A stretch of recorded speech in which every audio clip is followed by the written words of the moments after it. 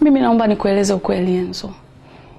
Baada ya Thomas kujua udhaifu wangu wa kwenye ndoa kati yangu mimi na Patrick, ndipo alipoamua kutumia nafasi hiyo kunirubuni. Thomas alikuwa mfanyakazi mwenzangu ambaye nilikuwa karibu naye sana. Nilimueleza kila kitu, sikuwa namficha chochote kinachohusiana na ndoa yangu. Aliamua kutumia nafasi hiyo kuwa karibu na mimi na kunifariji. Kumbe nilikuwa nimeingia kwenye mtego mbaya sana.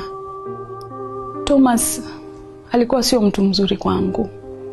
Alitembea na wasichana 3 ofisini kwetu. Mimi, Ana, pamoja na msichana mwingine ambaye hayupo pale ofisini. Na ndio maana kwa sababu hiyo huwa sipendi kabisa Davis awe na Ana. Kwa sababu najua mimi na Ana tumepita kwenye historia gani mbaya. Na tulipogundua mabaya ya Thomas, mimi na Ana tuliamua kujitoa katika maisha ya Thomas. Kwa ufupi hiyo ndio historia yangu mimi na Thomas. Hakuna kingine Enzo.